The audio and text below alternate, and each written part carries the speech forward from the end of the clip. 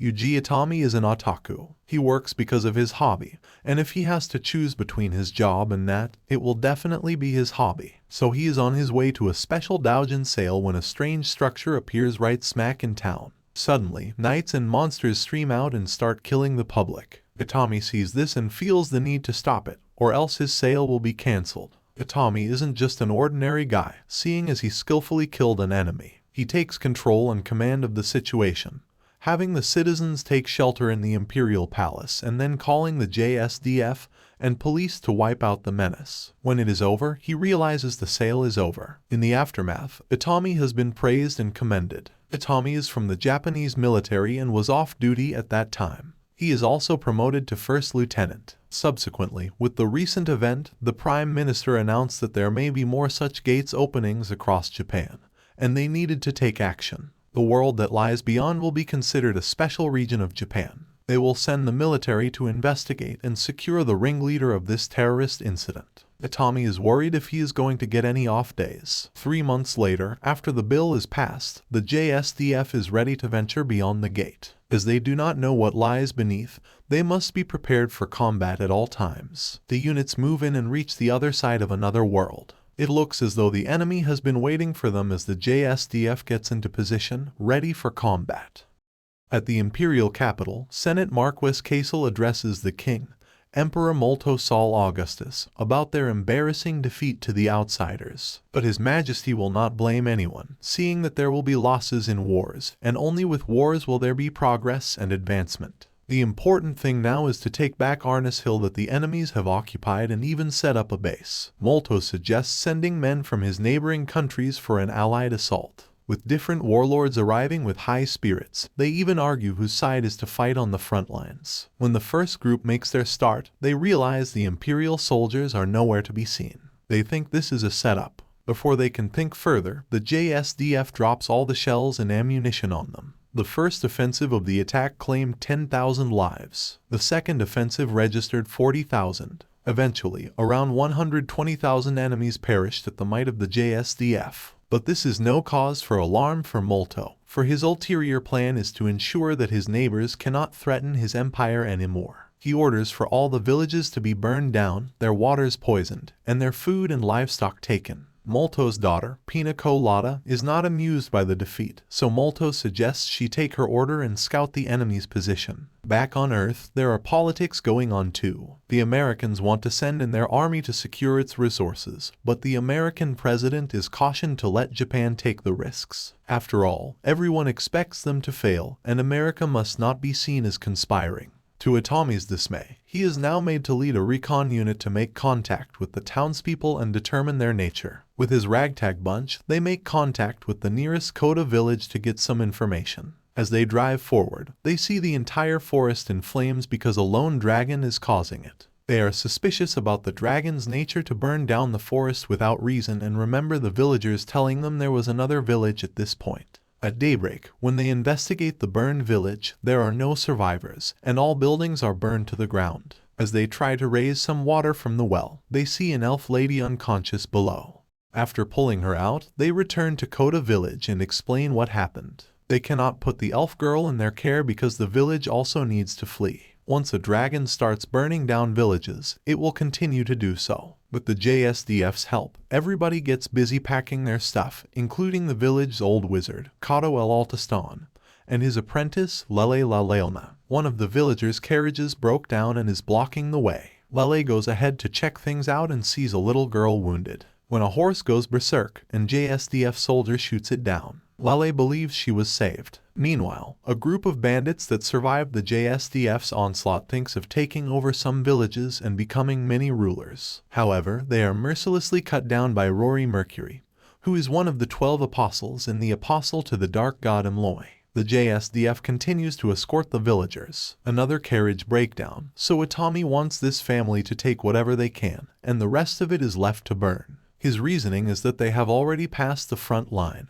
and if they go back and get a backup vehicle, the enemy might attack, resulting in more unwanted casualties and costs for the military. Rory now stands before them, The villagers are happy to see her and explain that the JSDF aren't bad guys. She takes an interest in their different uniforms and humvees. She tests it out by sitting on Itami's lap and teasing him, incurring the envy and wrath of his fellow otaku, Takeo Kurata. As the journey continues, the red-fired dragon attacks. The JSDF goes into offensive mode, and probably for the first time, their bullets can't penetrate its skin. The elf girl suddenly wakes up to hint at them in the eye. They start firing there, and the dragon becomes distracted and immobilized. With Rory's flashy move and the RPG inflicting enough pain, the dragon flees. However, there were many villager casualties, and after laying them to rest, the village chief lamented that they cannot take in kids who lost their parents as they cannot afford it. The villagers part ways with the JSDF, thanking them for their help. So now the JSDF is left with orphan kids, old folks, Lele, Rory, and an elf girl. At a local bar, Pina, Hamilton, Norma, and Gray are discussing what to do while the patrons laugh at a bartender claiming how the men in green drove away a flame dragon.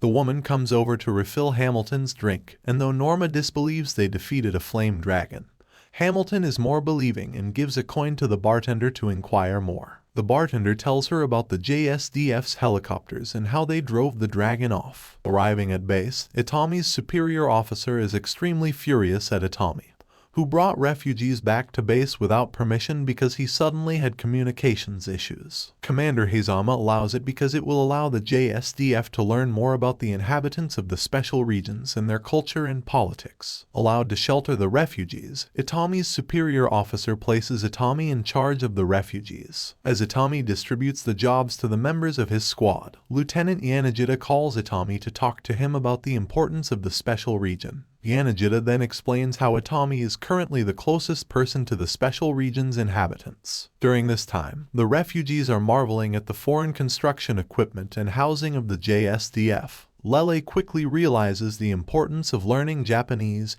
and is keen on quickly picking up their language and culture. Meanwhile, in China, President De Chudong is getting increasingly interested in the special region and, ideally, would like to move half the population of China to the special region. Elsewhere in the special region, Pina learns that Duran survived the Battle of Olnews Hill and explains to Princess Pina the sheer power of the JSDF. He refuses to divulge how strong they are, telling her to go see the hill for herself. She tells Norma to move the main unit. Gray informs her that they will be stopping by Italica as they journey to Olnews. Tuka believes that they will have to sell themselves to the JSDF to make ends meet, though Lele arrives and takes her and Rory to the battlefield, where there are plenty of winged dragon corpses. Lele tells them that the JSDF apparently isn't interested in the scales, and as they fetch a high price, they won't need to sell themselves. The heroines gather 2 bags worth of scales and ask Itami to drive them to Italica, which he agrees to. Itami's team notices a smoke plume in Italica, prompting them to enter battle mode as they approach the city. Remnants of the Allied army turn into bandits, attacking Italica. They focus on the southern gate but retreat after realizing they cannot break through. Princess Pina, commanding the defense, feels relieved and retreats to the mansion after the failed defense at the gate. In Pina's dream, her determination leads to the formation of the Rose Knight Order. Grey-ko Aldo is assigned to train them, facing mockery from royals. Despite reluctance, Grey trains Pina's order for 7 years, becoming the Rose Knight Order. Pina is awakened by the Countess due to unknown vehicles outside Italica. She assesses the situation and decides to befriend the potential neutrals. In her haste, she accidentally hits Itami, who stands on the other side of the gate. Itami and his team are introduced, waking up inside Italica after Pina's accidental encounter. Princess Pina shows them around the mansion and explains the city's history. Pina assigns 3rd Recon to defend the heavily damaged South Gate. Night vision gear is distributed as they prepare for the defense. Itami struggles with NVG,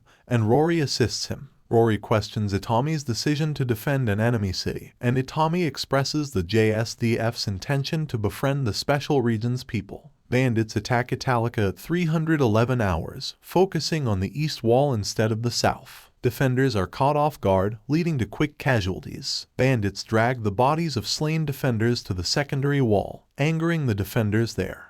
As the east gate of Italica is destroyed, Rory experiences distress and euphoria due to the souls of the dead flowing through her. The bandits, lacking sanity, declare a desire for death after facing hardships. Rory, unable to resist her instincts, runs towards the east gate, prompting others to follow. Meanwhile, Princess Pina is uncertain about her actions. The eastern gate is breached, and inexperienced defenders at the secondary gate are easily defeated. The 4th Combat Unit prepares to engage, 5 minutes away from Italica. Rory arrives, overpowering bandits at the secondary wall, but a tow missile and the 4th Combat Unit launch a devastating assault. Kurabayashi, Itami, and Tomita join the battle, with Kurabayashi and Rory synchronizing movements. The bandit commander loses sanity witnessing defeat in JSDF technology, questioning the direction of war before being killed by Rory. Cobras eliminate remaining bandits, and the 4th Combat Unit aids in containment and rescue efforts. Princess Pina fears JSDF conquest despite minimal treaty gains. Exhausted 3rd Recon anticipates rest but encounters the Rose Order of Knights unaware of the treaty. To prevent treaty violation, Itami sacrifices himself, buying time for the company to escape.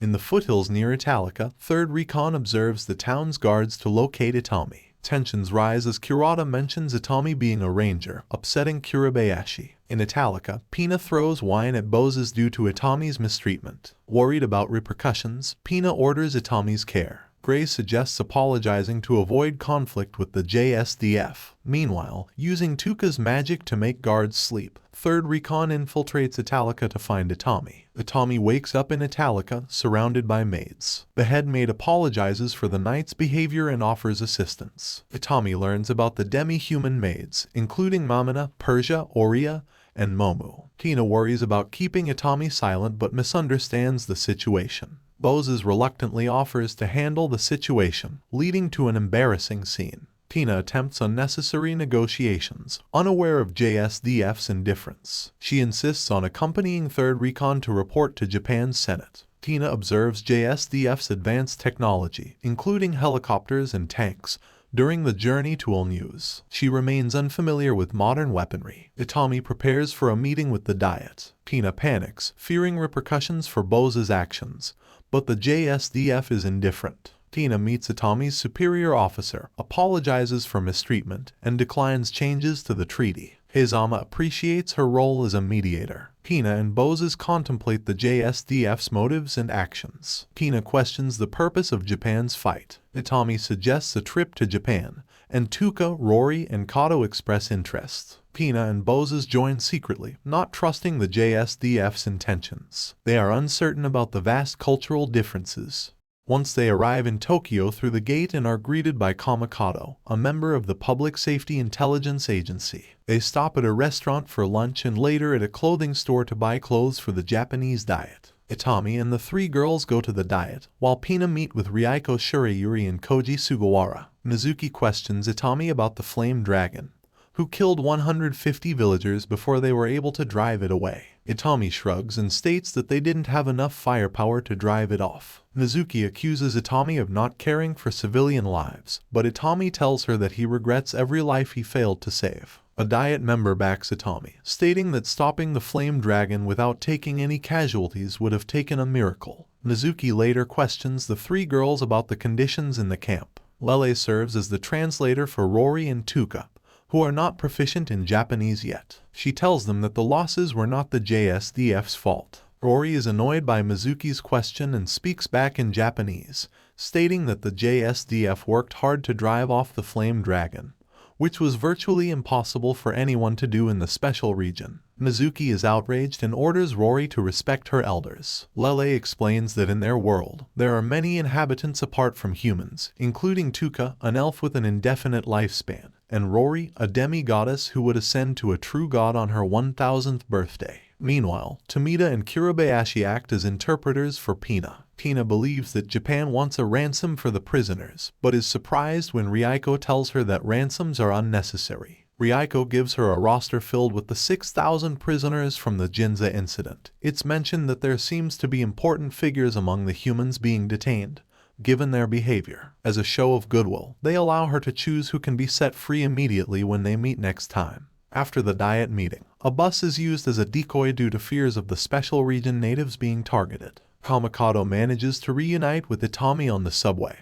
and Rory clings to him, surprising him. They believe the train is headed underground, where the underground goddess Hardy is. Itami tells Rory to be patient as they would get out in 2 stops, but suddenly has enough and sends everyone out. Outside, Kamikado speaks with Itami, and the 2 suspect someone is trying to force them at this location if they stop the subway. A thief bolts with Rory's halberd, but he collapses immediately. Kamikado tries to carry the halberd to bring it back to Rory. He breaks his back trying to pick up the halberd and is driven off in an ambulance, telling Itami to stick to the plan. In a dark and cold apartment, Risa is busy finishing her latest doujin and paying her bills when Itami appears and offers her food. Everyone asks who Risa is, and Itami tells them she is his ex-wife, shocking everyone. Tomita asks Risa about their relationship, and she reveals they did not separate because of fighting. Pina and Bozes are taken with a manga they find in the room and decide to learn Japanese so they can read it. The next day, Itami decides to go to public places to avoid being attacked and buy some manga from Akihabara. Itami meet the defense minister Taro Kano, who bonded over their mutual love of manga. They give him a new manga as a gift and return to the original plan and take their guests to the Sankai Rakaku Inn on Hakone Mountain, guarded by the SFG. As Kano and his men monitor the situation from a control room, they separate to the men and women's hot springs baths, where Archer peeps on them with his binoculars. Rory senses his presence and stops spying on them. The girls marvel at the size of the bath and Rory tries to jump in the water, but Kiribayashi stops her and explains that they must clean themselves first. Itami and Tomita share the men's bath, but Tomita becomes scared that Itami will try to seduce him. Risa explains that she had known Itami since they were children and offered to marry him if he would take care of her. When Itami and his fellow soldiers prepared to step through the gate to the special region, she begged him not to go, worried that he would be killed. He replied that if he were to be killed, she would be able to collect his life insurance. After the bath, a drunk Rory and Kiribayashi drag Itami and Tomita to the girls' room. The control room wonders who the enemy operatives are working for and unmasks some of their defeated foes, finding some are black or Caucasian. The President of the United States blackmails Prime Minister Motoe Shinzo with a list of corrupt cabinet members and demands the removal of the operatives guarding the inn. Motoe reluctantly orders the control room to withdraw their operatives and declares he will resign to prevent further blackmail. Itami wakes up to find everyone asleep except for a drunk Rory, who is extremely aroused by the nearby battle. Archer, Saber, and Lancer kill any enemy soldiers they encounter, only to receive a phone call from the control room ordering them to leave. As the operatives from America, China, and Russia converge on the inn, Rory straddles Itami and begs him to make love to her. Rory's attempts to seduce Itami are interrupted by a phone call from Teru. The US Black Ops team arrives at the inn, only to encounter the Chinese and Russian teams already there. A 4-sided fight ensues, with Rory emerging as the sole survivor. As Itami's group prepares to leave, they witness Rory's regeneration ability. She reveals that, as a demi-goddess, she automatically heals from any wounds, making her immortal. The group decides to leave the inn on foot. Spotting a suspicious van, they confront the Russian driver inside.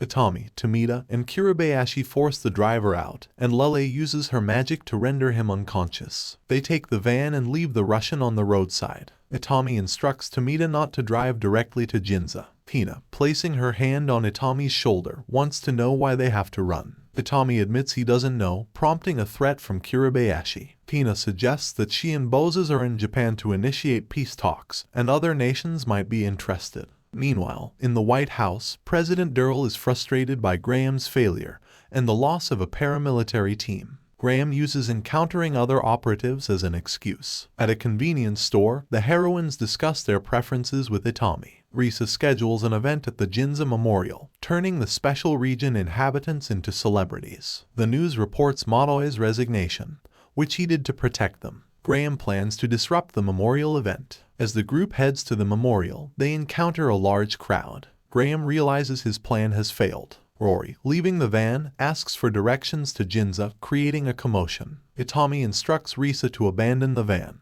The group, recognized by the crowd, heads to the memorial. Nanami spots her sister Kurabayashi, and Kurabayashi addresses the crowd, revealing their recent ordeals. Foreign agents' plans are foiled, and the group bids farewell to the attendees. Back at the ensues base, Itami vents to Yanagita, demanding extra days off. Pina writes a letter expressing her overwhelming experience in Japan and hints at the potential consequences if the war continues. She plans to depart for the capital at dawn with Boses. 5 months since the gate's opening, the ensues refugee camp develops into a town while Pina introduces Kuji Sugawara from the Ministry of Foreign Affairs to Lord Cicero, one of the most important nobles from the empire, and obtains his cooperation with the peace talks in exchange for the release of his nephew, who is currently in Japan's custody as a prisoner. Back in ensues, Tuka keeps wandering the city looking for his father and refusing to accept the fact that he is already dead. As Itami and his friends discuss about it in a tavern, Mary claims that they must make her face the truth,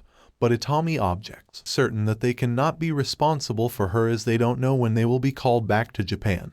Much to Mary's dismay, left alone with Rory, Itami keeps drinking with her until a dark elf woman appears and, mistaking Rory as a child, reprimands Itami for having a drink with her. With her plans to spend the night with Itami ruined, Rory mischievously plays along with the dark elf's misunderstanding, forcing Itami to flee, with the elf unaware Itami was one of the men in green, the JSDF soldiers she was looking for. The dark elf introduces herself as Yao Hadusi and offers a huge adamantium stone as a reward for helping her village that is being attacked by the fire dragon, which is why she has come to ensues to seek the JSDF's aid. Having no success, Yao looks for a place to rest outside the town when she watches 2 F-4 fighter jets maneuvering in some exercises and a helicopter taking off with Itami with some goods from the base heading towards the imperial capital, renewing her hopes that the Japanese forces will help save her people from the dragon.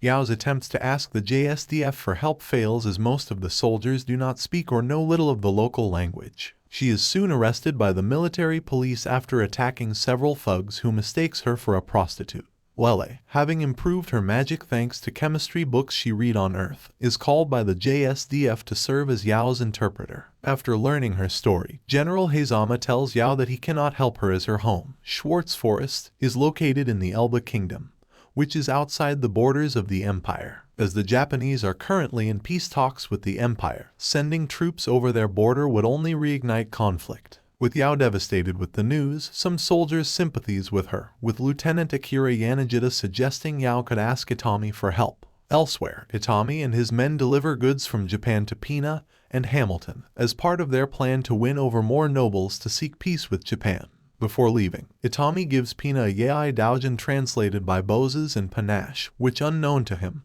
contains newspaper clipping of Itami's heroic actions. As Itami heads back to base and hopes peace between both sides, Lele narrates the war is far from over. Thank you for watching till the end, and please don't forget to subscribe.